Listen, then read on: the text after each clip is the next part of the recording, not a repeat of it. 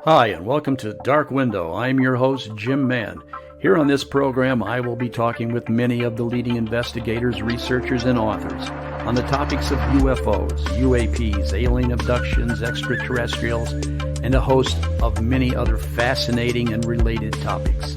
So please join me and my guest for the next hour as we reach out. This is Dark Window on KGRA Digital Broadcasting. And hello, everyone. I am Jim Mann, your host here on Dark Window. Now, tonight I have a very special guest again, coming back for the second time, James Keenan. Now, James, I've known James for a number of years. James is an author. He's a field investigator. He has a degree in Interdisciplinary Studies from the University of California at Santa Barbara. His main focus having been anthropology and archaeology over the years. He conducts investigations and technology, data collection at sites around the world that appear to be connected with our distant and ancient past. He spent 20 years as law enforcement he spent 20 years in law enforcement and private investigation. James has appeared on numerous radio and podcast shows. His television appearances include the Travel Channel, the History Channel, Gaia. James has appeared on two seasons or season two, not two seasons, but he's appeared on season 2 of the History Channel series, The Secret of Skinwalker Ranch. And the thing about James that I so appreciate is he is a genuine boots on the ground investigator. And so, James, welcome tonight. How are you doing? Hi, Jim. I'm doing well. Thanks for having me back on. There you are. Well, hiding out. Yeah, this is your second time here. You are a fascinating researcher, and you have been all over North and South America. And tonight, I'd like to talk a little bit about what's going on in Mesoamerica. I know you've done a lot of work down there. You've taken your ground penetrating radars, and you've taken your technology and your know-how, and you've gone down there. And I know you've made some discoveries. But before we get into that, let me just say that you have published some fascinating books. Thanks. Tell everyone just a little bit about this one here, real quick. Yeah, sure. So I write fiction.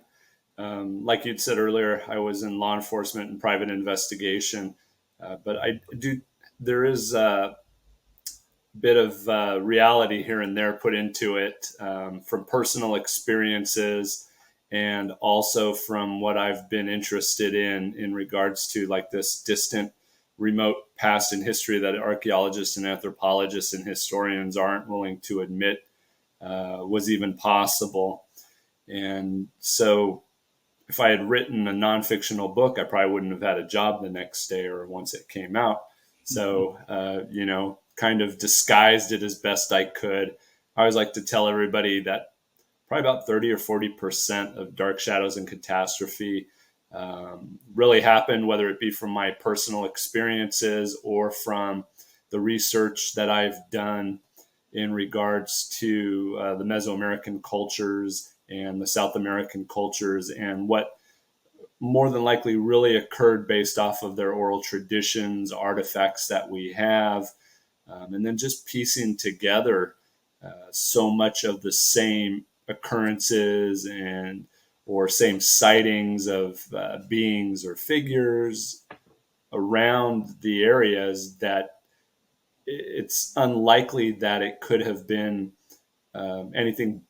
It had to have been for real. It had to be the truth, because so many different cultures and civilizations saw the same thing. And anthropologists and archaeologists state that, there was never this large transmission of language and information and data and commerce between these groups, that they were very localized, which just isn't the truth. So I've kind of put all of that into that Dark Shadows and Catastrophe, and then it's the second book in the series, which was 10/22/2036. Yeah, that's there it is. Now, what's neat? Now, James, I've read part of the first book, or a good portion of the first book. Uh, Patricia has read both these books, and she loves them. And Thank you. she won't come on here and talk about it because she doesn't want to ruin it for me, which I can appreciate. But how does that second book correlate with the first book? I mean, Yeah, they're sure. kind of So I spent a lot of time trying to get a better understanding of Maya hieroglyphics and their writing. And what a lot of people don't understand is we just recently learned how to read Maya, the Mayan writing. And a lot of it is based off of one individual's journal entries. And that individual happened to be the one that burned most of the codices and scrolls that they had in the first place, Landry, and caused, just major conflict during his time there in Mesoamerica. And then a lot of what we get comes from the current Maya people that are in central Mexico, in Guatemala, Honduras, parts of Mexico. And just like when you think about English, old English is very different than current English. And if you and I were to find this old English and try to translate it for somebody that didn't know, we would probably do it incorrectly. And so there's a lot, anthropologists and archaeologists make the public feel like they know everything and that it's pure science. And what we forget is it's just a social science. And a lot of it is a guessing game. yeah. And a lot of it is speculation. And you can say they've taken a lot of data, and if a lot of data kind of sort of matches, they're going to try to create the best hypothesis that they possibly can, which is what occurs. But again, science is science. It's supposed to be proven incorrect, and then new theories brought about, and until finally we get to the truth. So I believe that a lot of it has been incorrectly interpreted. And in 10/22/2036, I go into a lot of the cataclysmic event theory that I believe the Maya were tracking, especially with the planet Venus, which was every codice that has remained from the pre-Columbian, which is only 4 of them, by the way. All they are doing is tracking and talking about Venus. And Really? yeah, and all the observatories, the observatory at Chichen Itza, everything was specialized and set up to track this one planet. And it's for a reason, because there were catastrophic events in a cyclical time frame that were more than likely occurring to our planet. We seem to have, as a modern society, we seem to have a problem with updating our knowledge of our ancient past as new understandings come out. I have been just frustrated by that over the years. That You and I both. For people like you and others who have devoted a large portion of their life, are finding these new factoids about our ancient past, and we can't seem to get together and get our histories updated so we really know what's going on and who we are. But tonight we're going to talk a little bit about Mesoamerica. Fascinating area, fascinating culture, and some amazing historical discoveries down there, correct? Oh, yeah. And where all have you been down there? I mean, Patricia, can you pop up that map there that says, that second map there? Can you pop that one up? Yeah, now are you familiar with all of these cultures and these? I'm familiar with a large portion of them. I mean, don't get me wrong. There were a ton of cultures, and we continue to find areas and artifacts and locations that we're not quite sure who they were. and we've mislabeled groups that have this. Who we think they are isn't really who they were. And on this map, I have not been to Honduras, but I have been to Mhm. Guatemala, to Mexico. I did a lot of my work, my archaeological work for my degree in the Yucatan. So I'm very familiar with the Maya civilization and all the way into northern Mexico. I grew up in El Paso, Texas, so Mhm. I, even from an earlier age, was in Mexico quite a bit and was always fascinated with the current and the past cultures and civilizations that existed there. Right. You and Patricia, can you pop up that other map above that there? Now you're familiar with some of these cultures. Um, the ones that you have told me about, where you were doing the ground penetrating radar, and you found something down inside that appeared to be something large and possibly something metal. Correct. Uh, Now, on this map, where was that? That's in the very upper left where you see the Aztlan stone giant. That Oh, would be okay. in Tula The with the tall. Okay. Toltec. Yeah, with the Okay. Toltec culture. And yeah, that what happened was all those Aslan stone giants. They actually were at the base of the pyramid, and the anthropologists that did the original work thought it would look better to put them on top of the pyramid. So that's where they are now. But when we were using the 3D ground imaging system on top of the pyramid when we were there in June, I immediately located about 3 feet inside the pyramid metal object. And it almost looked disc-like, probably about 12 to 15 inches in diameter. And that was on the very first pass. So Really? imagine what else hasn't been discovered. And the Toltec were so well known for their being metallurgists and especially dealing with gold. As a matter of fact, that entire pyramid was covered in gold until their decline, and then people came in and took it apart. But more than likely, we're probably talking about gold artifacts and objects that are within the pyramid that haven't been discovered yet.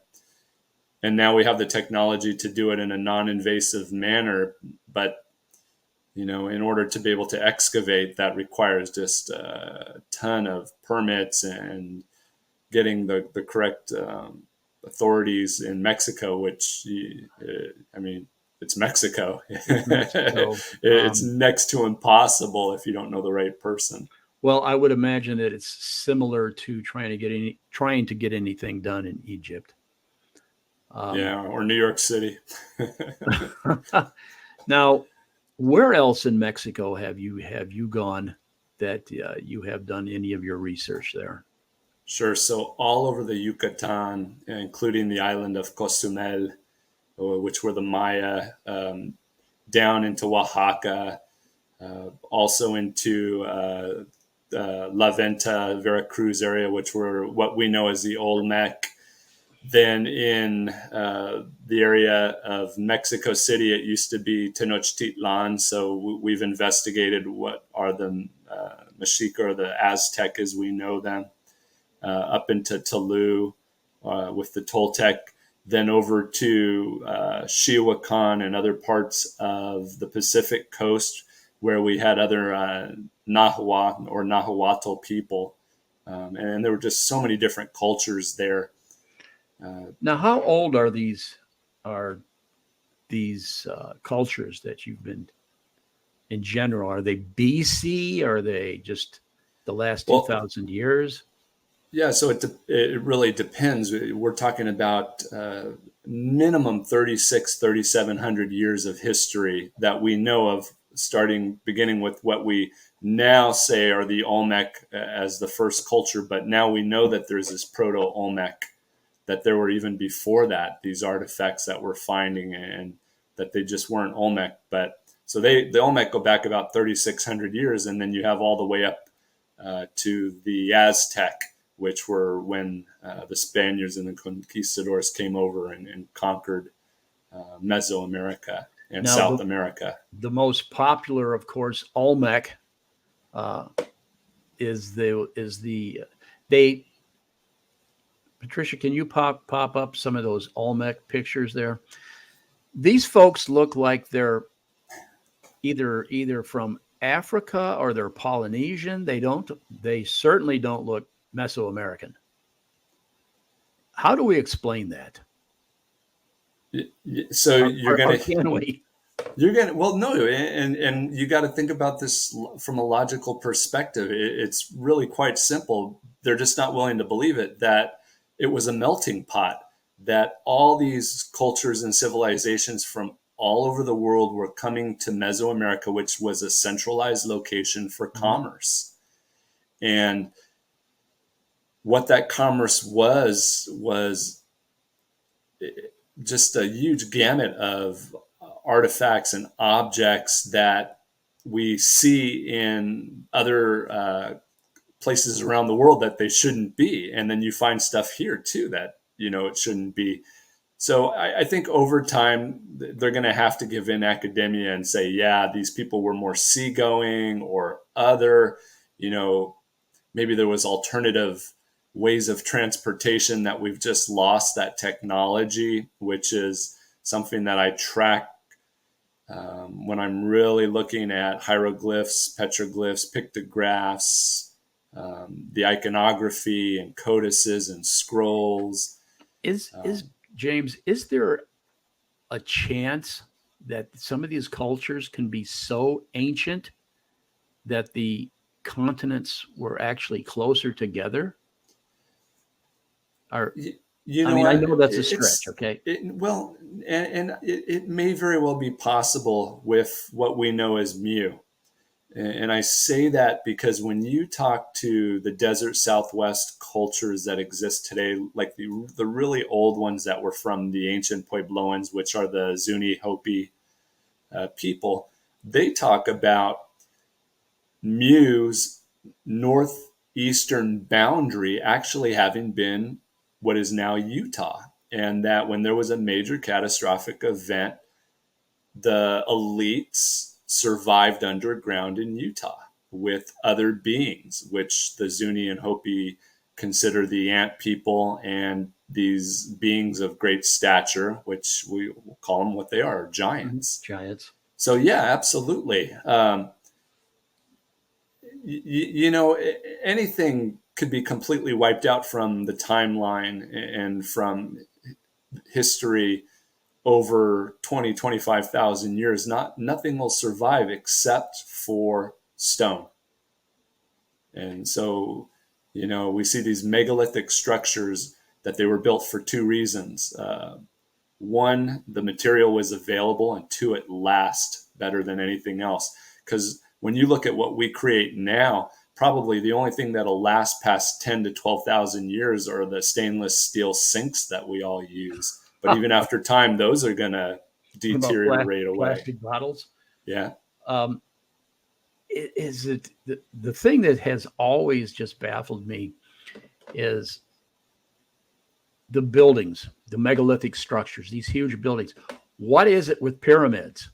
Why do we find pyramids thousands of miles away in Africa and Egypt, and we find pyramid structures in Mesoamerica?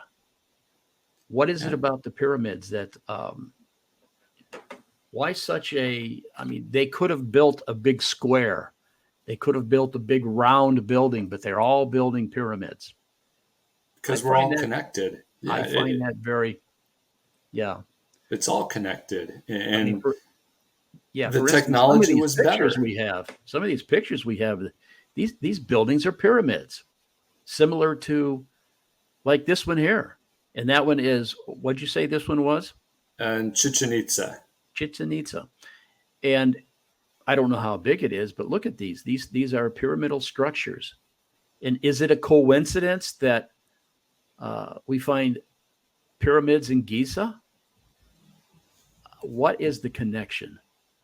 I'm fascinated with that. Yeah, the technology, the culture, and civilizations were far more advanced than anyone's willing to admit in academia. You got to remember they look at those people in the past as just coming out of having been hunter gatherers. But how the heck is that possible? How do you have the engineering and the architectural capabilities of what we just saw? After just finished having run after your dinner, and then Well, returning back to your cave. How is it that they go return back to a cave to live, but then these huge structures are what outside their cave? Come on, give me a break. I what mean, if you were to make a list of the most fascinating discoveries that you have personally come across in your research, what would you say? it would be I mean, Shiwakan. Yeah, Shiwakan in Mesoamerica on the Pacific coast um, is it's unique. Just who was there when you really look into the history and the artifacts, it's mind blowing that this place even existed. And 50 years ago, any type of culture and technology and architecture like this wasn't supposed to exist on the West Coast. And here we have this massive complex, and we've only uncovered about 2% of it. We know that it's, I believe, 8 square miles in size. Unfortunately, um, town was built on top of most of it, so it can't be excavated. But there's the pyramid that's there in Shiwakan is covered in a clay that has lasted for 3,000 plus years, and I can't get the stucco on my house to last more than 15. You know, seriously, yeah, and, I get it.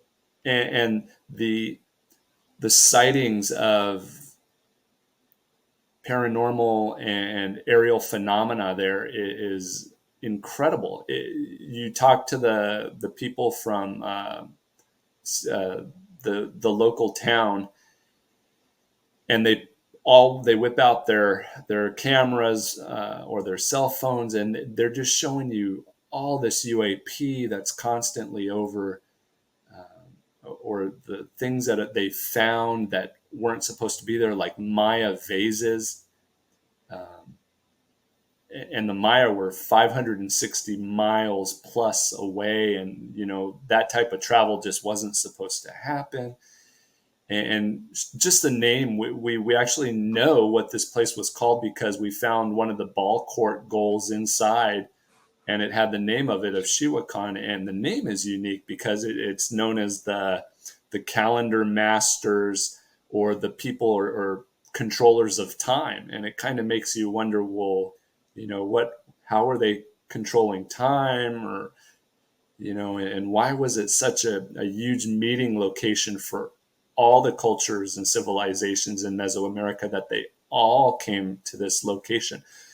And they talk about the anthropologists that are there now currently say, well, they came to worship their deities, to give homage and play the ball game and give sacrifice to it. But what if it was that they came to see their living deities? And we're talking about them being people of great stature, being giants, being an older race that was at the end of its time on this planet. And these people were looked upon as the gods. They were enslaved, or they Mhm. enslaved us, the human race, humanity. And you go into deeper and you talk about, there's so many different varieties of giants. And when you start looking at the lineages and the history, and you can almost track their migration patterns between what's currently the United States and Mexico, even down into Costa Rica, down into South America. And then you match up what the conquistadors had said in regards to Patagonia giants that they were taking back to the King of Spain.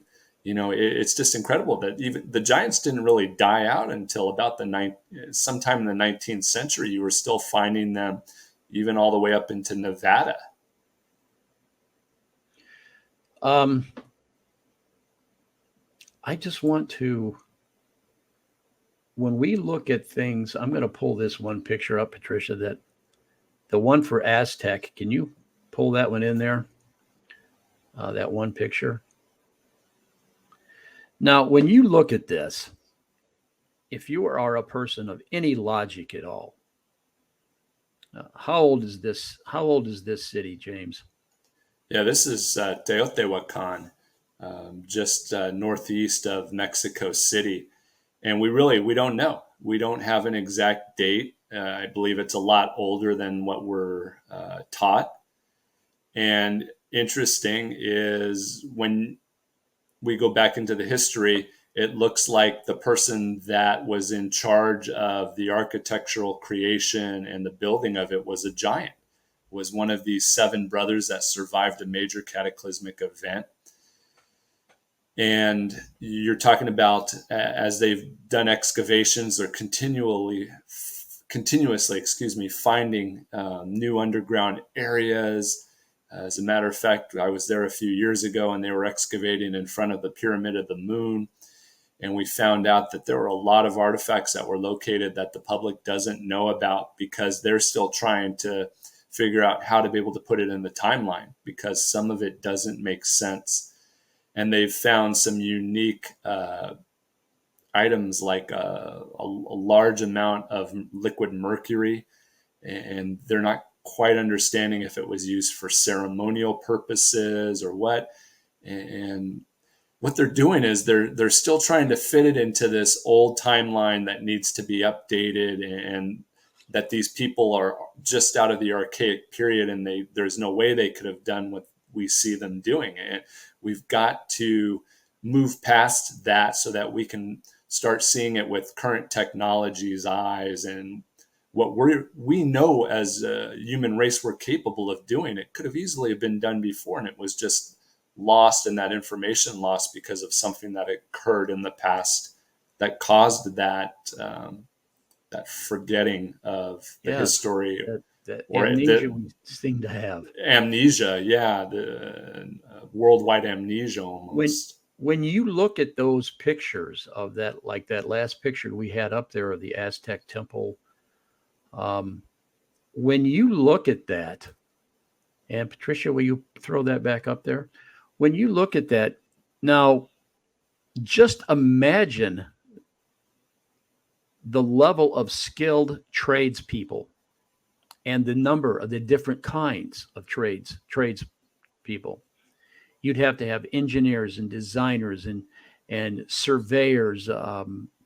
Good Lord, stone workers, people that do masonry, people that do look at the angles and the just think of the geometry and the mathematics alone that it would take to put something like this together. These are not people who are primitive, not by any stretch. I mean, look at that thing. That's amazing.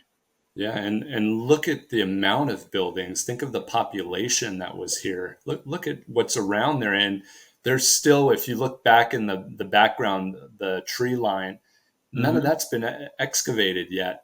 I mean, Teotihuacan continued way out. The main road that we see, the Avenue of the Dead that we see running through here, actually continued for several kilometers past what most people believe. It went a lot farther past the buildings that we currently know as Teotihuacan. So imagine what the population was like. I mean, how do you do that? We continuously, as we advance in our timeline, we're learning just how large the population of Mesoamerica was, and it's mind-blowing. Do we know what's in the middle or in the center of those structures?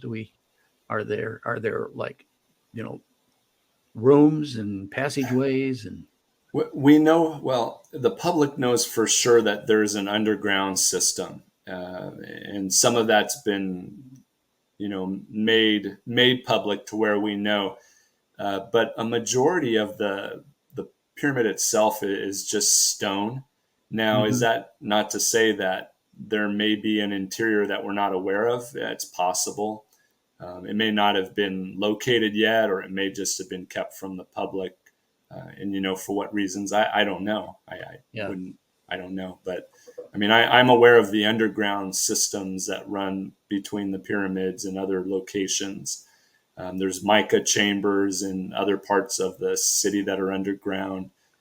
But I've never been inside myself, and I don't know anybody that has. Do we know what kind of stone? I'm sure we know what kind of stone this is. I'm not aware of everything. You got to remember that there's a lot of volcanic activity. Several of the largest volcanoes are right there behind it. You can see them. And there's multiple different types of stone that has been brought in. The newer pyramids are made with, and I'm not great with the geology, so I couldn't tell you, but there's multiple different colored pyramids throughout the complex as well that were probably made with different material. And was that complex, was it occupied by just one group of folks like the Aztec? No. So, this was pre-Aztec by minimum 1,000 years. But as we continue to go down into lower levels, we're locating new cultures that we're not quite aware of yet. And they're in the process of trying to figure out. There was so much occupation at Teotihuacan that there's all this overlap, and it makes it extremely difficult to be able to say who was here and when. But we are aware of the fact that the city existed at least 500 to 1,000 years more than what we've originally been told.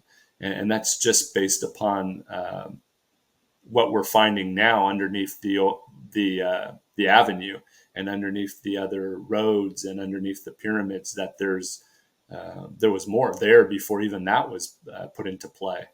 So these structures, of course, were occupied when Europe, especially Spain, started coming over, the conquistadors, and started to doing their, I guess it's pillaging. Okay. Nice way of putting it. Cortez and Coronado and the rest of them that came here in those years, which was what, the 15th century? Right. If I got my timeline, my history right. And the famous Aztec king Montezuma. Now, where was he? Where was Montezuma in all of these areas? Montezuma was in what's current day Mexico City. It was known as Tenochtitlan. Okay. And he was the emperor of the Aztec, which was more of an empire. They would go out and conquer all these different cultures and bring them in. And of course, these structures were there at that time. Oh, yeah. They were there. And they were the Aztecs themselves were as interested in the history as we are, because did they know who built them? They don't know who built them. Then that's the issue is. Well, I never knew that. Yeah, they're not sure who was there, because remember, the Aztec actually migrated from the desert southwest down into Mexico. They were the last of this pre-Columbian culture and civilization, before the conquest took place. So the oldest that we know are the Olmecs. Are the Olmec, correct, which goes back about, that we know of, 3,600, 3,700 years ago. So they would certainly have a little bit more knowledge of who built these structures, but these had to be somebody somewhere in the stream of time has to have a record of this, I would imagine, somewhere. Hopefully. Or an oral record, if not a written record.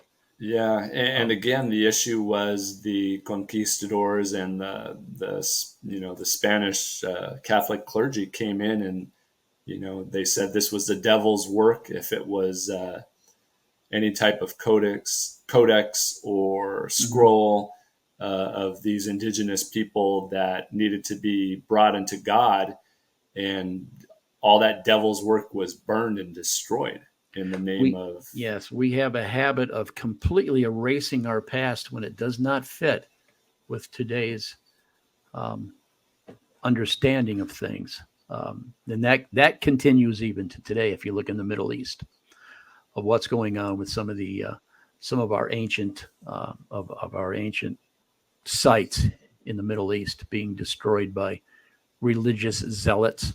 But I think it goes further than that. I'm not, and that's topic for another discussion.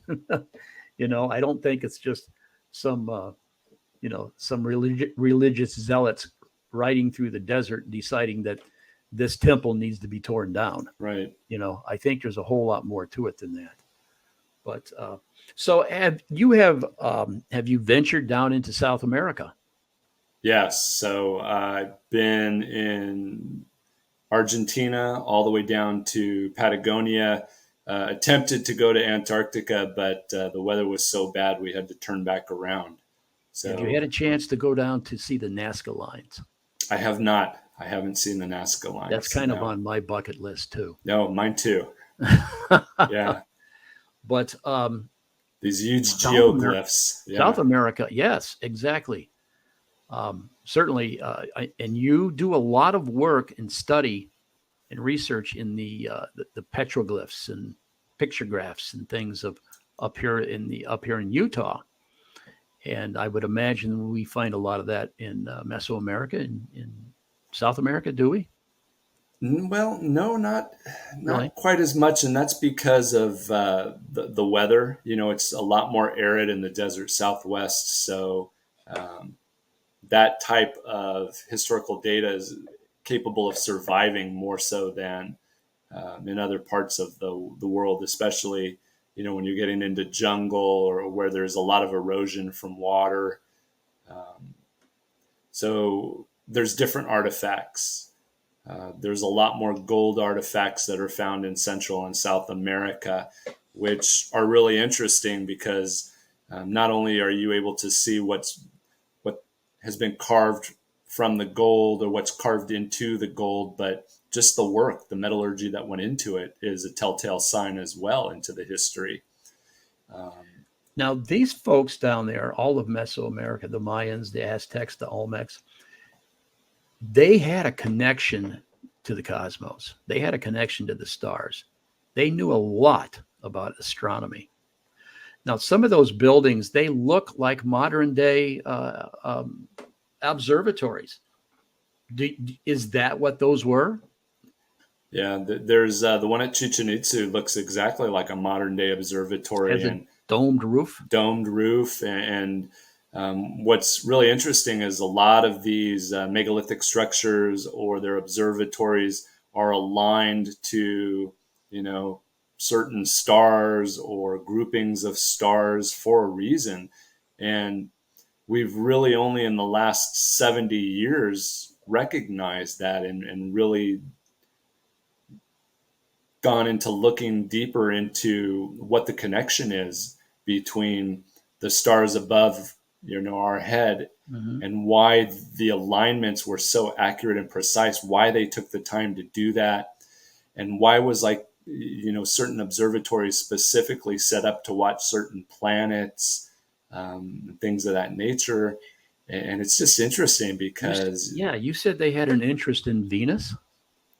yeah, the Maya had a lot of the Mesoamerican cultures had this complete fascination about the planet Venus, and they've created cyclical calendars, and the calendar systems almost seem like it's more of, instead of just for agricultural purposes, it's almost as if they were tracking something because it was that important to them.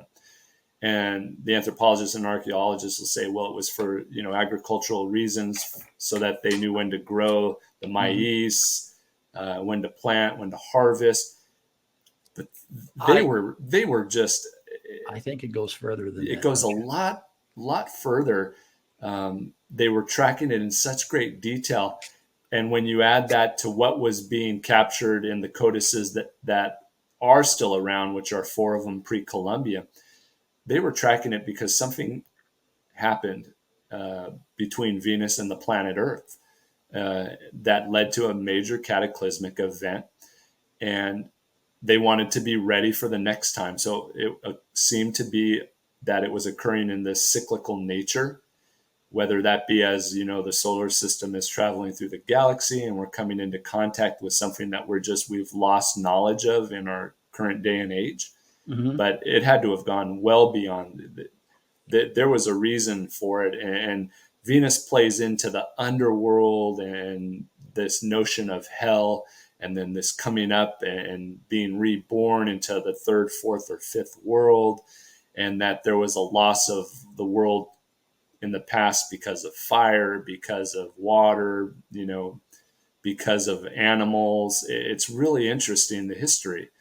And in the past, we haven't been willing to take them for their word. They're like, oh, they're indigenous. They were running around chasing, animals before, us, Well, and we're so much better than they are. you know And what? it's just not true. I know. You know what? My response to this whole business of we're doing this because this is a calendar for us. This is tells us when the plant and when the harvest and blah. Look, I grew up on a farm in central Illinois. Okay. We did not need the stars or the planets. We didn't need Venus. We didn't need any constellations to tell us when it was time to Okay. get out there in the field and get the crop in. We didn't need another planet or another grouping of stars to tell us when it was time to combine the corn or to harvest the wheat. We knew it. And there is other explanations for why people were so fascinated with what was going on in the cosmos back in those years. I don't buy the whole farming solution there. I just don't. No. And there's a lot more to astrology when, you start delving into the history from these Mesoamerican cultures and other cultures and civilizations throughout the world. Astrology is far more important than astronomy, Yeah. because it was putting together not just astronomy, but a story, a historical story, and tying in so much more into these groupings of stars for a reason, so that that this information could last for thousands, if not millions of years. And unfortunately, something happened in our distant past where we lost a great deal of this knowledge. A large part of time was lost to us. And I think that maybe the last cultures that were aware of it were from Egypt, Mesopotamia, and Mesoamerica. And unfortunately, we've lost what it is, and it's extremely important. And there has to be some type of artifacts or depository of knowledge and information that was secreted away. You hear it being under the Sphinx. Um, there's also the possibility that I've been, in northeastern Utah, which is what we're looking into, that there's another one of these depositories in the Uinta Mountains. There could very well be one in South America and Peru. And these people were smart, and they knew what happened, and they knew they needed to have that information available to people in the future. Mhm. Unfortunately, a lot of the elites knew about it, and they've kept that information only to a very select group, and they may have destroyed a lot of that. But there still has to be hidden information around the world that we've just lost knowledge about, that hopefully we find and is going to help us out in the Yeah. future. So So James, do you have any future plans of heading back down there to do some more research? yeah, I will be there in March. We'll be back in the Yucatan. We're going to be going to Ekbalam. which is a newer site. Mhm. Not a lot of excavation has taken place there, so there's a lot of discovery that needs to be done, and that's the best because there's a lot of virgin ground that hasn't been broken open yet. It's been non-invasive to this point, and if it's anything like what has been found from the small amount that has been excavated, it's going to be amazing finds. And you're going to be taking your equipment down there, your ground penetrating radar, and all of your. Some of it, not all of it. It takes a lot to get it. My next question is, what does it take to get all that equipment down there? Yeah, it takes a pretty large vehicle, and I worry about taking that much equiment into Mexico because I don't want it to disappear or be taken away. Yeah. So I try to limit what I take. I do have a 3D ground imaging system. We discussed it on the first show, I think, a little bit. I wear it around my ankle, and then I hold the tablet, and it's amazing because I can put my jeans or my pants over it. You have no idea. And they just think there's just some crazy American on top of their pyramids walking, backwards and forwards and sideways. Non-destructive examination. Yep. Which is the best way to do it anyway. You've also, all right, now let's head back north a little bit. What have you been doing up in Utah in the Uinta Basin recently? Yeah, so we were there in October. There were several sites that we had been aware of that were very important to the Spaniards. And we're talking about before 1776 when they supposedly got there, that there's a couple hundred more years of information available. And we have found out about a location in the high Uintas that shouldn't exist. And the USGS has labeled it as a mesa, which it's not. It's a rock structure, just massive, tons and tons of boulders making up this mountaintop, or mesa as they call it, in the middle of Utah. There's nothing else like it. And whether it's partially man-made or completely, it's just unique. And on top of it are 3 monument structures that were put there by the Spaniards. And we're in the process of trying to understand what these 3 monuments were trying to refer to, because they're in a triangular formation. One of them has a sight hole. Probably the other 2 did at some point in time, and they've either collapsed or were purposely knocked down. So they're several feet smaller than the one that still exists with the sight hole. And it's so difficult to get up there because of the amount. It's nothing but boulders, tons of large boulders, rock boulders everywhere. So it's very difficult to get equipment up there without a helicopter. Right. Yeah. I have, you have a great YouTube channel, and I would encourage anyone who is listening to this particular podcast to check out James Keenan's YouTubes. You recently did some work up at Mount Wilson. Yes. Now not only you're an anthropologist and an archaeologist, but you also deal a little bit with the paranormal, which is the other side of the James Keenan that I would like to get into. Yeah. You know what I tell everybody? I'm a firm believer that cataclysmic events, lost, distant history, and the paranormal are intertwined. There's no way around it.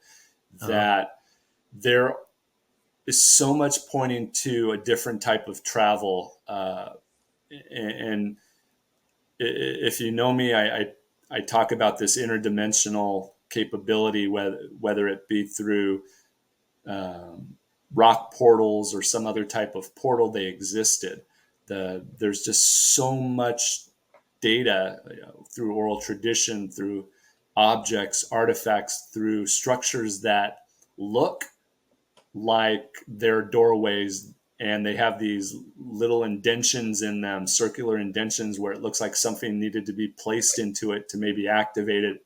And there's an alteration that needed of sound, frequency and vibration. And they're all over the world. They're very similar. And whether it be Native Americans or other indigenous people of whatever location in the world, they all talk about the same thing having occurred in the past, and that they were capable of altering the rock or whatever the portals or the doorways or gateways are made of through vibration and frequency shift, which can easily be done through chanting, music, and maybe altering your thought through different thought processes that we've just lost knowledge of. That includes fasting. Yeah. So seriously, I don't discredit anything. And for us to think now that we're far more advanced than people in the past, we have the same brains, the same capacity. We're all humans. We haven't changed that much in 10,000 years. That's an excellent point, James. We today, you're right. We have the same brain capacity. We have the same capacity to learn, the same imagination, the same curiosity as we did 10,000 years ago. Nothing's changed. Nothing's changed. You wear a lot of hats. This is what makes you such a fascinating guy. Your latest YouTube had dealt with what's going on at Mount Wilson. I noticed that you were up there with Robert Bigelow, Colin Kellner. I think Jacques Vallée was with you on that. Well, I wasn't. They weren't with me. You weren't with. Okay. No, they were there in the 1990s, and okay. Yeah, not many people know that Bigelow and Nids had a different ranch before Skinwalker Ranch. As a matter of fact, they learned about Skinwalker Ranch while they were on Mount Wilson Ranch outside of Pioche, Nevada. And there's this huge story that goes into that as to how Bigelow learned of it. Yeah, and we're running out of time, so I want to just say that this is conversation for number 3, James, in a few weeks. I absolutely am going to have you back. What a quick hour, huh? Yeah. Good golly. Patricia, can you put up his websites there for folks to? There you are. Now you've got this fascinating YouTube channel, James, and I strongly suggest any of our listeners look up James Keenan and get out there on YouTube and have a look at the stuff that you have posted. So, we're going to have to end it here. James, again, it was another fascinating but quick conversation. Well, thanks for having me. Maybe in the future I'll get 90 minutes of airtime. There you go. We can certainly use the extra half hour. But thanks again for coming on. Thanks for having me. Yeah, appreciate it. Yep, it's been fascinating, and I know that you're going to have a wonderful time down there in Central America. And but anyway, everyone, I want to thank you for joining us. I know it was quick, but we want to thank James Keenan for coming on with us. Again, I'm Jim Mann, your host, and in the background there with the pictures and all the help is my program manager, Patricia. And so on behalf of all of us, thank you for joining us. This is Dark Window, and we'll see you again next week. Thank you. Bye. Good night.